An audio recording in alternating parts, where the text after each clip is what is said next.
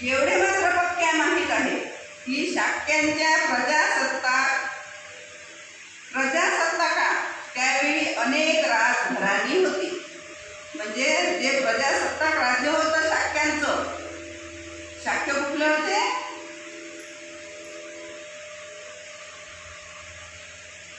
कपिलवस्तूचे शाक्य होते. तर यांच्या याच्यात काय होतं? प्रजा त्यावेळेस मोठे मोठे घराणेशाही होती आणि ती राजघराणे ठराविक क्रमाने एका पाठोपाठ एक असे राज्य करत होते. आपण म्हणतो ना शुद्धोधन राजाचं एका मागे एक असं एका पाठोपाठ एक असं राज्य येत होतं त्यांच्या याच्या शाक्यांच्या पुढे. तर तसं एका पाठोपाठ एक ते राज्य पद्धती चालवत होते. या राजघराण्याच्या प्रमुखाला राजा म्हणून संबोधले जाईल. म्हणजे मोठे मोठे घराणे होते ना, तर त्यातला जो मुख्य असे तर त्याला फक्त राजा म्हणत असत. सिद्धार्थ गौतमाच्या जन्मासमयी शुद्धोधन राजा होता. म्हणजे ज्यावेळेस सिद्धार्थ गौतमाचा जन्म होईल त्यावेळेस शुद्धोधन हा तिथला राजा होता. राजघराण्याची त्यांची पाळी होती. म्हणजे शुद्धोधन राजा त्यावेळेस राजा म्हणून तिथला कारभार पाहत होता कपिलवस्तूचा, शाक्यकुळातला. शाक्य राज्य भारताच्या उत्तर पूर्व भागात स्थित होते. आता भारताची उत्तर दिशा कोणती आहे? इकडे. हे जे माझ्या मागे आहे ते उत्तर दिशा आहे. आता ते राज्य कोणाचं होतं? तर शाक्यकुळातलं. शुद्धोधन राजा तिथला राज्य करत होता. ते एक स्वतंत्र राज्य होतं. परंतु नंतरच्या काळात कौशल नरेशाने त्या राज्यावर आपली प्रभुसत्ता प्रस्थापित केली होती. म्हणजे ज्यावेळेस शुद्धोधन राज्य करत होते त्यावेळेस ते स्वतंत्र होते. पण त्याच्यानंतर काय केलं? कौशल नरेश. म्हणजे कोण आहे कौशल नरेश? प्रसेनजित राजा. तर त्या कौशल नरेशाने काय केलं की आपली सत्ता तिथं स्थापन केली, प्रस्थापित केली.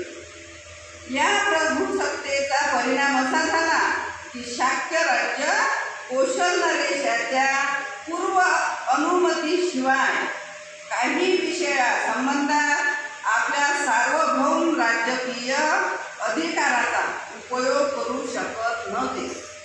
म्हणजे त्यावेळेस कौशल नरेशाच्या अधिपत्याखाली शाक्य लोकांचं राज्य गेलं कपिलवस्तू. त्यावेळेस काय झालं की यांची लोकसत्ता काही तिथं चालत नव्हती कौशल नरेशाच्या अनुमतीशिवाय. म्हणून ते काय करत होते? त्यांचे जे काही राजकीय अधिकार असतात ते त्यांना घेता येत नव्हते. ज्यावेळेस कौशल नरेशाचं तिथं कौशल हे राजधानी आहे. तिथलं कोण आहे कौशलचं?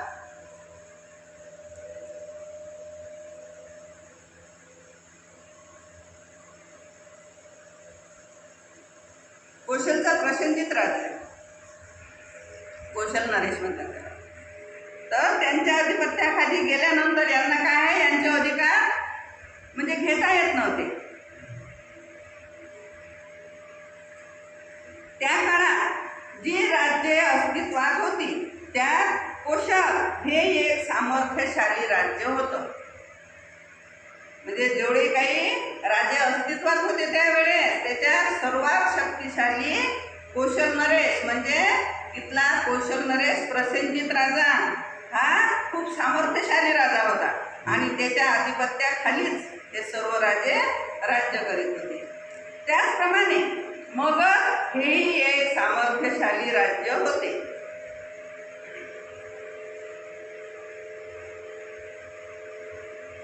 मगध राज्य होतं तर ते सर्वात जास्त सामर्थ्यशाली होतं.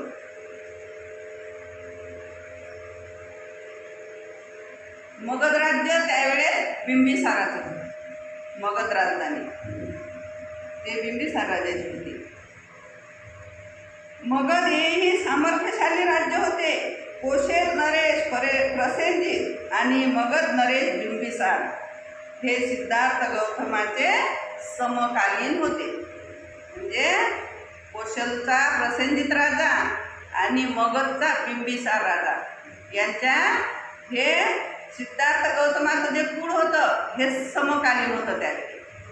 म्हणजे याच्यात चढ उतार काही नव्हते, कारण की इकडे शुद्धोधन राजाही राज्य करत होता ना, तिकडे मगध आणि इकडे कोशल, म्हणून हे समकालीन दाखवले, समान राज्य करणारे. आता दुसरा भाग आहे, यातलं समजलं थोडंसं, लक्षात राहिलं. मगध देशाचा राजा बिंबिसार, कोशल देशाचा राजा प्रसेनजित आणि शाक्य म्हणजे कपिल वस्तूचा राजा शुद्धोधन, असे 3 राजे लक्षात ठेवायचे पहिल्या भागात. आता बुद्धाचे पूर्वज कोण होते? शाक्यांची राजधानी कपिलवस्तू नावाने संबोधली जात असे. जे शाक्य लोक होते की नाही, शाक्य कुळाचे, तर त्यांची राजधानी कपिलवस्तू या नावानंच ओळखल्या जाईल. कदाचित कपिलवस्तू हे नाव महान बुद्धी प्रामाण्यवादी कपिल यांच्या नावावरून पडले असावे. म्हणजे हे कपिलवस्तू कसं नाव पडलं, तर तिचा खूप मोठा बुद्धिमान कपिल नावाचा ऋषी तिथून होऊन गेला. तर तो खूप बुद्धिमान होता आणि प्रामाणिक पण होता, कपिल नावाचा ऋषी. तर त्याच्या नावावरून त्या राजधानीले कपिल वस्तू, वस्तू म्हणजे वास्तू समजा, जिथं राहतात ते लोक, त्यांना कपिल वस्तू, याच्यावरून त्या कपिल नावाच्या ऋषीवरून हे नाव पडलं. कपिल वस्तू नगरीत जयसेन नावाचा राजा शाक्य राजा राज्य करीत होता. कपिलवस्तू नगरीत जयसेन नावाचा राजा, म्हणजे हे बुद्धाचे पूर्वज दाखवले.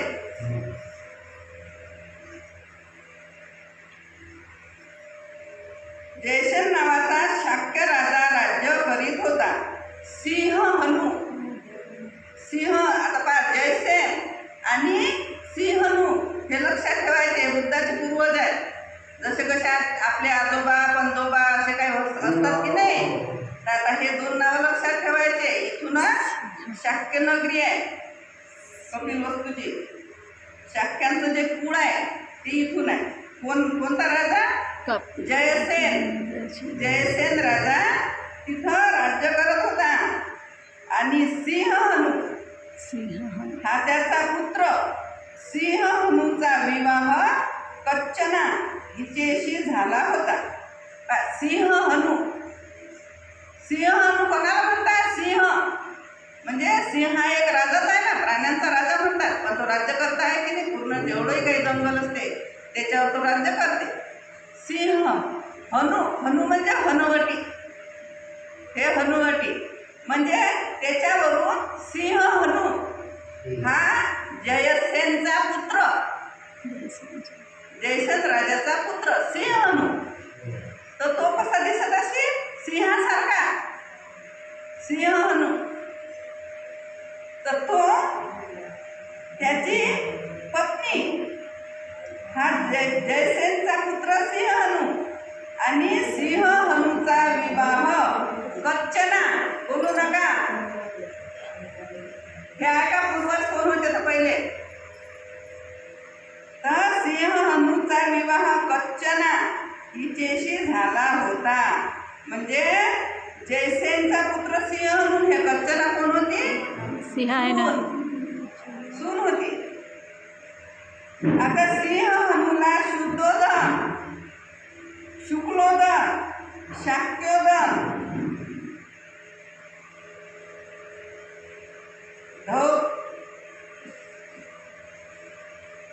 धौतोदन, शाक्योदन, शुक्लोदन आणि अमितोदन. कोणतं?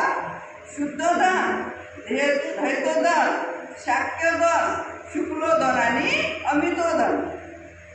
हे 5 पुत्र होते. कोणाला? कच्चना आणि सिंहनुला. म्हणजे शुद्धोदनाच्या वडिलांचं नाव काय होतं? सिंहनु होतं.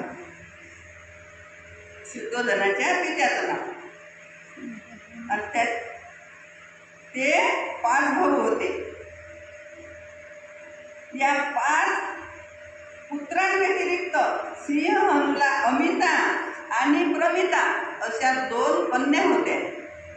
म्हणजे 5 भाऊ आणि 2 मुली, 2 कन्या, अमिता आणि प्रमिता.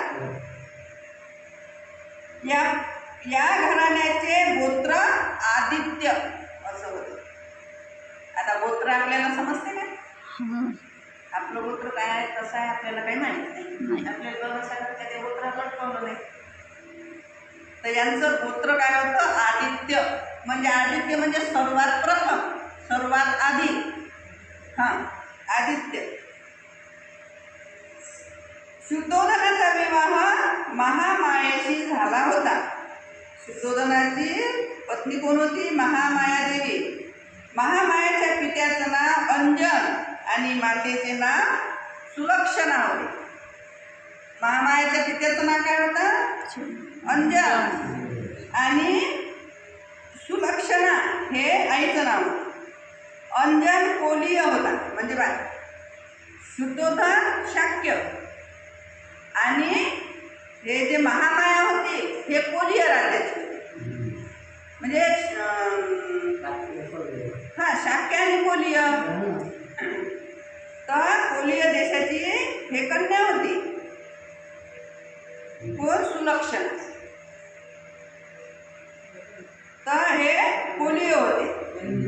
तो देवदह नावाच्या खेड्यात वास्तव्यात होता. म्हणजे ते कोलीय देशाचं गाव कोणतं होतं? ते कोलीय कुणाचं? देवदह नगरी. देवदह. तर त्या गावचे हे महामाया आणि कोण नाही अंजन आणि सुलक्षणा हे देवदह नगरीचे होते. आणि हे होते महामायाचे आईवडील.